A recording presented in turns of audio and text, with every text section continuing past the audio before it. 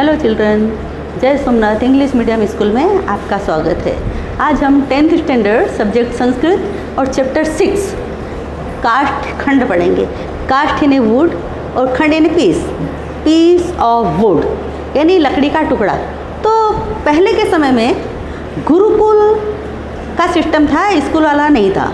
अब गुरुकुल में जब बच्चे रहते थे, पढ़ने के लिए जाते थे, तो वहाँ गुरु अभ्यास का जो काल होता था यानी पढ़ाने का जो समय होता था, उस समय तो पढ़ाते ही थे, लेकिन उसके अलावा भी कुछ टाइम होता था। लेकिन 24 घंटे तो हम पढ़ते नहीं हैं, 6-7 घंटे हमने पढ़ा, उसके बाद कुछ वर्क करा, होमवर्क करा, याद करा, रिटर्न वर्क करा, लेकिन कुछ समय हमारे पास फ्री होता था। लेकिन उस फ्री समय में भी जब गुरु के पास शिष्य रहता था तो वो डायरेक्ट इनडायरेक्ट या जो भी चीज़ उन्हें देखने को मिली उससे कुछ ना कुछ वो शिक्षण छात्रों को देते रहते थे। अभी भी जैसे आप घर पे हो तो घर पे मम्मी किसी भी चीज़ के लिए आपको काम के लिए बोला, बेटा ये काम करो, और आप ठीक से नहीं कर पाए तो मम्मी बताती, बेटा ये काम ऐसे नहीं करना, ये काम ऐसे करना, या ये चीज़ ऐसा होता है, ये चीज़ ऐसा होता है। तो सबसे पहले मम्मी सिखाती है, मम्मी के बाद जब गुरु आते हैं तो गुरु सिखाते हैं, और पढ़ाने के अलावा भी दूसरा कुछ ना कुछ सीखते हैं। तो जीवन में हमें सभी चीज़ से कुछ ना कुछ सीखने को मिलता ही है। अब देखो, जैसे कि यहाँ काष्ठखंड की बात आ रही है, तो एक गुरु जो थे अपने छात्र के साथ नदी के किनारे घूम रहे थे, और नदी के किनारे घूमते हुए उन्होंने देखा कि एक लकड़ी का टुकड़ा नदी में बह रहा था। ऐसी नदी में जो सीधे जाकर उस नदी के पानी को समुद्र में मिलना था, सीधे जाकर समुद्र में नदी के पानी को मिलना था। तो निश्चित रूप से जो लकड़ी का टुकड़ा उसमें था वो भी बहते बहते जाता और नदी के रूप में मिलता। नदी का पानी समुद्र के रूप में मिलता, और उसी के साथ ही जो लकड़ी का टुकड़ा था वो भी नदी के पानी के साथ साथ समुद्र में जाके मिल जाता। अब उसके जीवन की चरम सीमा थी, यानी जो उसको जहाँ तक पहुँचना था वहाँ पहुँच जाना था। हमारे जीवन में भी कुछ ऐसी चीज़ें होती है, जैसे कि अभी कुछ बच्चा अगर बायो लेगा, एक मैथ साइंस लेगा, वो इंजीनियर बनेगा, इंजीनियर के बाद उसको मास्टर डिग्री कुछ करनी होगी या दूसरा कोई डिग्री करनी होगी, उसके बाद एक जॉब ले लेगा। अगर बायो लेता है कोई बच्चा तो 12th के बाद वो फिर मेडिकल में जाएगा, MBBS में जाएगा, फिर सर्जन बनेगा या MS बनेगा, ये उसकी चरम सीमा। तो उसी प्रकार जो लकड़ी थी, लकड़ी का जो टुकड़ा था वो नदी में बह रहा था और उसको समुद्र में जाके मिलना था, वो उसका एंडिंग पॉइंट था। तो गुरु ने जब वो देखा कि नदी के पानी में ये लकड़ी का टुकड़ा बह रहा है, तो उनके दिमाग में एक आइडिया आता है कि चलो इसी चीज़ से बच्चों को कुछ सिखा दें। तो वो लकड़ी के टुकड़े को पॉइंट आउट करते हैं, और उसी के थ्रू बच्चे को जीवन में क्या क्या विघ्न आते हैं, क्या क्या परेशानियाँ आती हैं, वो चीज़ सिखाते हैं। और सिर्फ लकड़ी के टुकड़े जो कि हमें स्टोरी में हैं, उसके अलावा भी हमें बहुत कुछ जीवन में सीखने को मिलता है। हम जीवन में हर चीज़ से सीख सकते हैं अगर हम अच्छा सीखना चाहें तो यहाँ अगर लकड़ी की बात आ रही है तो देखो, पहले हम ग्लोसरी पढ़ते हैं, बाद में हम लेसन पे जाएंगे। आवर्त यानी वर्लपुल यानी भंवर, संलग्नता यानी जुड़ना ज्वाइनिंग, निमग्नता यानी डूबना सिंकिंग, प्रवृत्ति यानी उसका नेचर एक्टिविटी, अक्ष क्रीड़ा यानी गैम्बलिंग या जुआ खेलना, सुरा ये हमारी बैड हैबिट है, अक्ष क्रीड़ा, सुरापानम यानी ड्रिंकिंग ऑफ वाइन, ये सारी बैड हैबिट है। तम्बाकू भक्षणम ईटिंग ऑफ टोबैको, तम्बाकू खाना। कंचन दो मतलब होते हैं, कंचन एक तो होता है सोना, लेकिन यहाँ कंचन यानी सोना नहीं है, समवन कोई एक। कीदृशा ऑफ व्हाट काइंड किस प्रकार का। सामाजिक यानी सोशियल। पतितः यानी उसमें पड़ा हुआ गिरा हुआ, हु इज फॉलन। भार रूपा भार के रूप में, बर्डनसम। तादृशः यानी उसके जैसा, लाइक दैट। परितः यानी फोर साइड या ऑल साइड। वस्तुतः इनफैक्ट यानी वास्तव में। अपेक्षित यानी एक्सेप्टेड। प्रदर्शन शोइंग। भार अधिक्यन यानी ड्यू टू ग्रेट हैवीनेस। तरंत यानी तैरते हुए, फ्लोटिंग। स्वार्थवशात यानी ड्यू टू सेल्फिशनेस। यहाँ मैंने संधि है और चैप्टर के साथ ही मैं आपको पढ़ाऊंगी, लेकिन फिर भी मैं समझा देती हूँ। शिष्यम आह संधि का मतलब है जोड़ना, 2 या 3 वर्ड को जोड़कर जब एक वर्ड बनाया जाता है उसको कहते हैं संधि। अब यहाँ देखो शिष्यम आह, ये म आधा है और आ इसमें प्लस होगा तो ये माँ बनेगा, शिष्य माह, 2 शब्द है, शिष्यम आह, शिष्य को कहा। भार अधिकेन, भार का अधिक होना, भार अधिकेन। अब ये र में अ मिला तो भारा हो गया, भाराधिकेन। आगे और पीछे वाला सेम टू सेम लिखेंगे, हमारी संधि के आगे पीछे हमें यहीं घूमना है। सम उपादिशत, म आधा है और आधे म में जो भी वोवेल मिलेगा वही लेटर बनेगा, यानी कि आधा म है, अगर उसमें ओ मिला तो ये मो बनेगा। तो यहाँ समुपादिशत, सम उपादिशत, अच्छी तरह से उसको उपदेश दिया। सर्वत्र एव, अ और ए मिलाकर ऐ बनेगा, इसलिए यहाँ त्रैव है, सर्वत्रैव, हर जगह। शक्तिम अतिक्रम्य, ये देखो म आधा है इसलिए अगर इसमें म अ मिलेगा तो ये म पूरा हो जाएगा, तो यहाँ देखो म पूरा है। शक्तिम अतिक्रम यानी कैपेसिटी से ज़्यादा, बाहर। ना हड़ती, न प्लस अहड़ती, न में अ मिला, ना बना न हड़ती। कदाचित अपि, संधि में द का त बनता है इसलिए कदाचित, ये अपि तो ये त है, आधा त है और इसमें अ मिलेगा तो त पूरा होगा, लेकिन चूंकि त का द बनता है इसलिए यहाँ द पूरा हुआ। कदाचित अपि, कभी भी। अभी हम लेसन चालू करते हैं।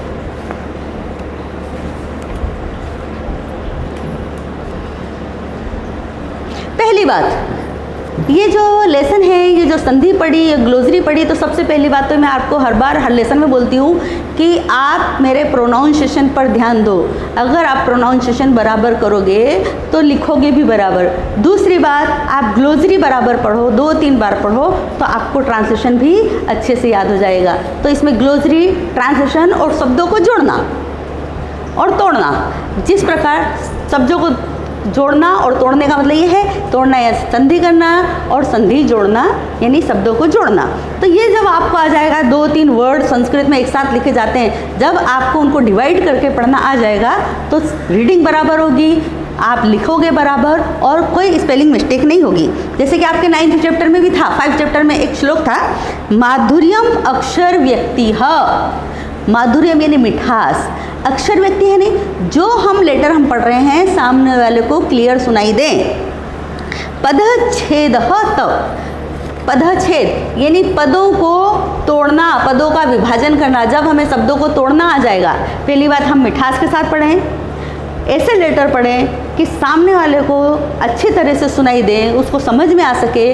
शब्दों का विभाजन करना अगर हमें आता है, संधि करना अगर हमें आता है, सुस्वर और हमारा स्वर भी अच्छा होना चाहिए। धैर्यम और शांति के साथ अगर हम पढ़ रहे हैं किसी चीज़ को, लय समर्थम, और कब हमें धीरे रखना है, कब फुल स्टॉप आ रहा है, कब कॉमा आ रहा है, इस चीज़ का भी अगर हम ध्यान रखते हैं तो ये च षडेते पाठकाहा गुणा, ये 6 एक रीडर के गुण हैं और ये गुण अगर हम में अच्छे से आ जाएंगे तो हम अच्छे से पढ़ेंगे, अच्छे से याद करेंगे। इसलिए सबसे पहली ज़रूरी बात यह है कि आप प्रोनाउंसिएशन सुनो और लिखना परफेक्ट करो। अगर कुछ मिस्टेक आती है तो उसको सुधारने की कोशिश करो, ग्लोसरी पढ़ो, संधि को समझ लो, तो आपको सारे चैप्टर अच्छे से समझ में आ जाएंगे। लेसन चालू कर रहे हैं अपन। 6 चैप्टर है हमारा, काष्ठखंडा। गंगा तीरे एक गुरु वर्तमान आसीत, गंगा नदी के किनारे एक गुरु थे। शिष्येण सह, अपने छात्र के साथ थे, अकेले नहीं थे, छात्र के साथ थे। सह जल प्रमाण नियमानम कंचन, कंचन इन सम वन, काष्ठखंडम पीस ऑफ वुड, दर्शन शिष्यम आह, उन्होंने जल में जल के बहाव के साथ बहते हुए किसी लकड़ी के टुकड़े को देखा और अपने शिष्य से कहा, क्योंकि गुरु थे, उन्हें तो हर बात पे बच्चों को कुछ ना कुछ सिखाना ही था। तो जब उन्होंने लकड़ी का टुकड़ा देखा तो उनके दिमाग में कुछ आइडिया आया कि चलो इसी से बच्चे को कुछ सिखा देते हैं। तो लकड़ी के टुकड़े को देखकर उन्होंने शिष्य से कहा, अयम जल प्रवाहेण सह समुद्रम प्राप्स्यति, ये जल प्रवाह के साथ, ये जल जो बह रहा है उसके साथ समुद्र को प्राप्त करेगा। प्राप्स्यति ने विल रीच, वहाँ पहुँचेगा। वापस से ध्यान से सुनो, ये लकड़ी का टुकड़ा है तो ये पानी के बहाव के साथ जाकर समुद्र के पानी में मिलेगा, क्योंकि इसका लास्ट पॉइंट वही है, वहीं जाकर इसको मिलना है। परंतु गमन मार्गे, लेकिन गमन यानी जाते समय रास्ते में, तीरे संलग्नता किनारे पर लग जाना, भार अधिकेन जले निमग्नता, अगर ये पानी के भार से ज़्यादा भारी हो गया, पानी के कारण गीला हो गया और ज़्यादा भारी हो गया तो पानी में डूब जाएगा। आवर्त पातता यानी भंवर, वर्लपूल, और इन चारों के कारण नदी जल वियोगश्चेति, और नदी के पानी से अलग हो जाना। 4 चीज़ें हैं, 4 प्रॉब्लम इसको आ सकती है। कौन सी? या तो किनारे लग जाएगा, या अधिक भार के कारण डूब जाएगा, या वर्लपूल में फंस जाएगा, या कभी पानी का बहाव बहुत तेज आ रहा है और पानी से किसी कारण उछाल से अलग हो जाएगा। चत्वारः विघ्ना न भवेयुः तदा, ये 4 विघ्न अगर इसे नहीं आए तो ये समुद्र को प्राप्त करेगा। वापस से ध्यान से सुनो, लकड़ी का टुकड़ा है, गुरु ने उसको देखकर कहा कि ये समुद्र को प्राप्त करेगा इस पानी के बहाव के साथ। अगर इसको ये 4 विघ्न, 4 परेशानी नहीं आई तो कौन सी? किनारे लगना, अधिक भार के कारण डूब जाना, और वर्लपूल में फंस जाना, या पानी से अलग हो जाना। गुरु अग्रे उपदिशति शिष्यम, इतनी बात कहकर गुरु आगे शिष्य को उपदेश देते हैं।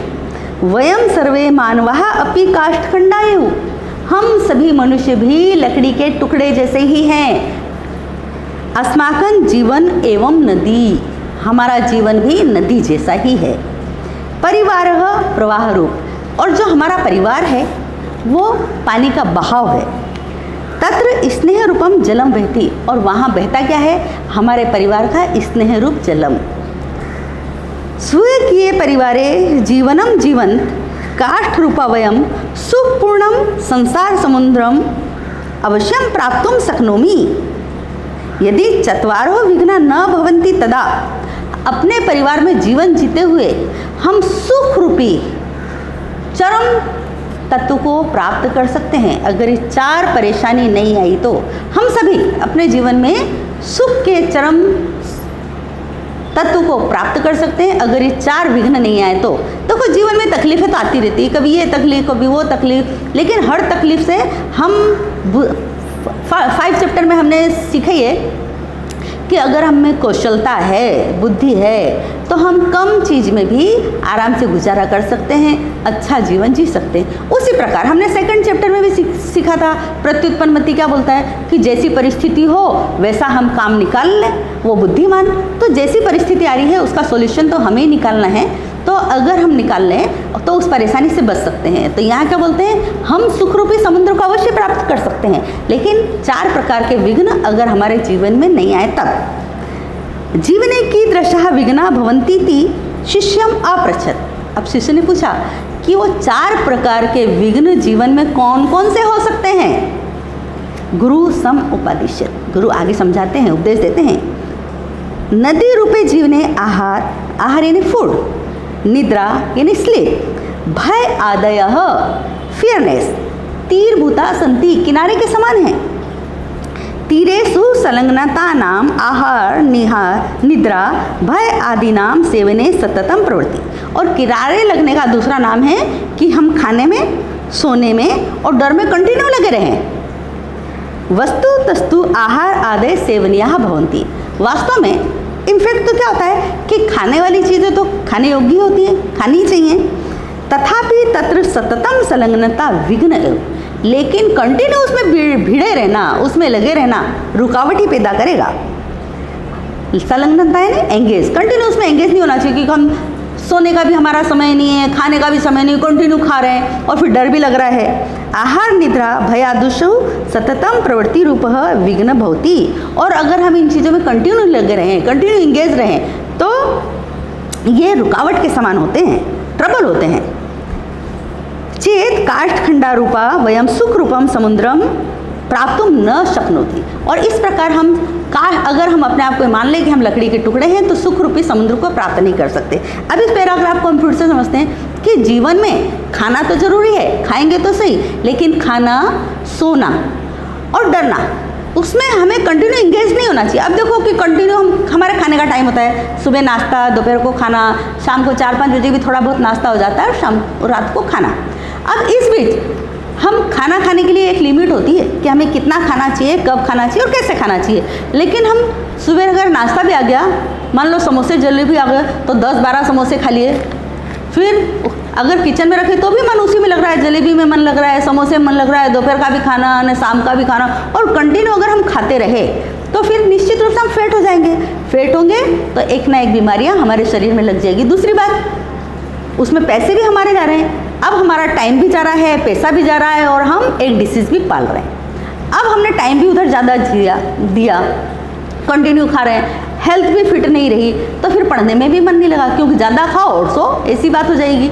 तो हमने पढ़ाई पर ध्यान नहीं दिया, वहाँ भी आलस करते रहे। अब हमने बराबर का खाना भी दबा कर खा रहे हैं, पढ़ भी नहीं रहे हैं, तो फिर एक डर तो लगेगा ही कि अगर रिजल्ट ख़राब हो गया, हम फेल हो गए तो हमारा करियर क्या होगा, हमारा फ्यूचर क्या होगा। तो ये डर हो ही क्यों? तो इसलिए हमें इन चीज़ों का जो भी सिस्टम है, जो भी तरीका है, वही हमें फॉलो करना चाहिए। सुबह कितना खाना है, शाम को कितना खाना है, दोपहर को कितना खाना है, सुबह कब उठना है और शाम को कब सोना है, सुबह जल्दी उठना चाहिए और शाम को जल्दी सोना चाहिए।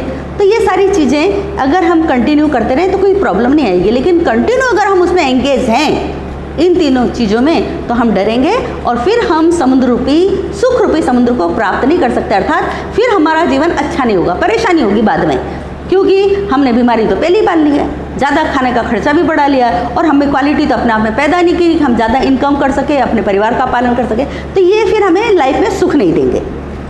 दूसरा पैराग्राफ, सामाजिक व्यवहार भार रूपो भवति। अब सामाजिक जो हमारे सोशल जो फंक्शन होते हैं या हमारे बिहेवियर होते हैं या रीति रिवाज होते हैं, उनको हमें पालना तो पड़ते ही है। लेकिन अगर हम इसको ज़रूरत से ज़्यादा करें तो बर्डनसम हो जाते हैं।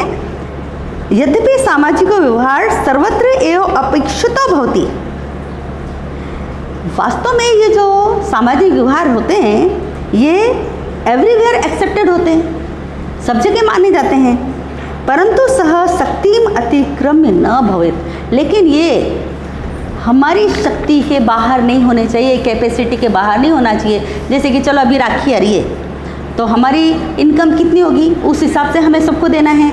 मान लो अगर हमारी इनकम इतनी ज़्यादा नहीं है कि हम बहुत ज़्यादा शो ऑफ कर सकें, एक लिमिटेड इनकम है और राखी पे अगर कोई आया हमारे यहाँ बांधने, तो हम हमारी कैपेसिटी के हिसाब से हो सकता है हम ड्रेस दें, कुछ गिफ्ट दें, कुछ कैश मनी दें, लेकिन वो हमारी हैसियत के अनुसार ही होना चाहिए ना। और अगर हम हैसियत से बाहर दें, ज़्यादा देने का दिखावा करें, मान लो ज़्यादा ही देना है और हमारी कैपेसिटी नहीं है, किसी से उधार लेकर दे दिया, तो सामने वाले को तो अच्छा लगेगा लेने में और शायद उस वक्त हमें भी अच्छा लग रहा हो। लेकिन बाद में जब हम धीरे धीरे, जब हमारे पास एक्स्ट्रा लोड पड़ेगा, हमें किसी और को देना है, हमारा खर्चा भी निकालना है, दूसरों को भी देना है, तो वो हमें परेशान कर देगा।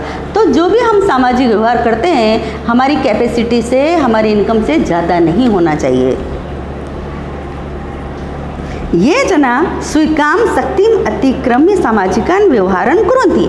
और जो अपनी कैपेसिटी से ज़्यादा सामाजिक व्यवहार करते हैं ते अधिभारत्वात् निमज्जन्ति एव। तो वो क्या करते हैं, ज़्यादा भार के कारण डूब ही जाएंगे, कर्ज में डूबेंगे, परेशानी में डूबेंगे और ज़्यादा टेंशन होगा तो बीमार भी हो जाएंगे। फिर क्या होगा, निमज्जन्ति जनः सुखमयम संसार समुद्रम प्राप्तुम न शक्नोति। और इस प्रकार डूबा हुआ व्यक्ति, चाहे किसी भी प्रकार के भार में डूबा हो, चाहे कर्ज के भार में डूबा हो, चाहे टेंशन में डूबा हो, चाहे बीमारी में हो, कभी भी सुख रूपी समुद्र को प्राप्त नहीं कर सकता। तो हम हर जगह हमें एक अपनी लिमिट बनाकर रखनी ही पड़ेगी कि हमें ये सब चीज़ें कैसे करनी है। तो सामाजिक व्यवहार सब जगह भले मान्य है, लेकिन वो भी हमारी कैपेसिटी से बाहर नहीं होने चाहिए। तीसरा पैराग्राफ, सुरापानम, यानी देख लो यहाँ लिखा है सुरापानम, ड्रिंकिंग ऑफ वाइन, अक्ष क्रीड़ा, गैम्बलिंग यानी जुआ खेलना, तम्बाकू भक्षणम यानी ईटिंग ऑफ टोबैको। आपको पता ही है कि आजकल कैंसर बहुत हो रहा है तम्बाकू खाने से, और कैंसर होने के बाद लाइफ क्या होती है, पैसे का खर्चा हो रहा है, इंसान फिट नहीं है, कमा भी नहीं पा रहा है, पूरा घर बच्चे सब परेशान। तो ऐसी चीज़ हम करें क्यों, यानी कि तम्बाकू खाने की ज़रूरत ही क्या है, तो हमें नहीं खाना चाहिए। दारू पीना यानी कि यहाँ लिखा ही है सुरापान, तो दारू पीना उसमें पैसे भी ज़्यादा जा रहे हैं, हेल्थ भी फिट नहीं रह रही है बिना मतलब को, और कुछ दिख भी नहीं रहा है, पीने के बाद तो चीज़ पैसे फालतू ही गए। तो ऐसे काम हमें नहीं करना चाहिए। चोर कर्म और चोरी इत्यादि नाम दुर्व्यसनी मानव जीवने आवर्त भूताना संति। तो ये सारी चीज़ें मनुष्य के जीवन में व्हर्लपूल के समान हैं। अगर हमारे में ये गंदी आदत है, तम्बाकू खाना, जुआ खेलना, दारू पीना और चोरी करना, फिर क्या होगा एंड? अगर हम चोरी कर रहे हैं तो पहले तो बहुत मज़ा आया, खूब पैसे लिए, एंजॉय किया, और वैसे मेहनत का पैसा ज़्यादा मज़ा देता है। और अगर हमने इस प्रकार के पैसे जब हमारे पास आएंगे तो हमें फालतू खर्च बहुत सोचेंगे, उसमें बचत करने का नहीं सोचेंगे, हम एंजॉय करने का सोचेंगे। होटल जाओ, यहाँ जाओ, घूमने जाओ, और जब पकड़ लिए गए तो सब का सब एक साथ निकल जाता है। फिर दूसरी चीज़ें हैं, सुरा पे पान, दारू पीना है, जुआ खेलना है, तम्बाकू खाना है। तो इसमें क्या, एक तो हमारे पैसे जा रहे हैं, डिसीज साथ में आ रही है, और उससे क्या होगा कि वो व्यक्ति व्हर्लपूल के समान एक ही जगह घूमता रहेगा। क्यों घूमता रहेगा? कि उसने कमाया खर्च करा, कमाया खर्च करा, प्रोग्रेस वाली बात तो सोच भी नहीं पाएगा। एशो पतितो हो जन्ह, अगर इन गंदी आदतों में कोई व्यक्ति गिर गया, वही आग तुम न शक्नोमी, तो उसके लिए पॉसिबल नहीं है कि इन गंदी आदतों में गिरने के बाद, पड़ने के बाद वो बाहर आ सके। और फिर क्या होगा? अतः तत्र पतनम एव न भवेत्, इसलिए उसका पतन ना हो, उसको परेशानी ना हो, उसकी प्रोग्रेस में रुकावट ना हो। तादृश प्रयत्न सततम करणीयो भवति, तो हमें उसके लिए हमेशा प्रयत्न करना चाहिए कि कोई भी व्यक्ति जो हमसे जुड़ा हुआ है, हमसे रिलेटेड है, हमारे परिवार का है या हमसे क्लोज है, ऐसा व्यक्ति उन गंदी आदतों में ना पड़े।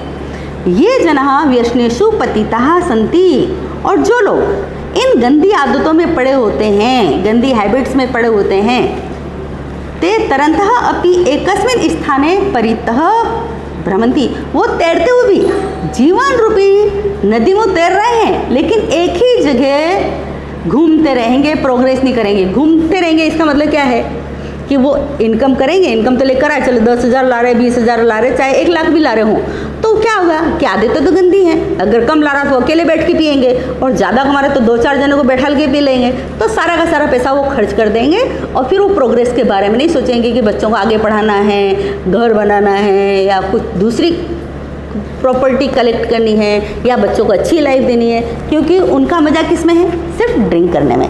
तो ऐसे लोग फिर तैरते हुए भी एक ही जगह घूमते रहते हैं, व्हर्लपूल के समान आगे नहीं बढ़ते हैं। तेषां प्रगति बाधा भवति, तो उनकी जो प्रोग्रेस है वो स्टॉप हो जाती है, आगे नहीं बढ़ पाते वो लोग। ततः ते सुख आदि रूपम संसार समुद्रम प्राप्तुम न हरति, और इस प्रकार वे सुख रूपी समुद्र को प्राप्त नहीं कर सकते। अब पहले देखो क्या था उन्होंने कि जो व्यक्ति कंटिन्यू खाने में भिड़ा रहता है, सोने में लगा रहता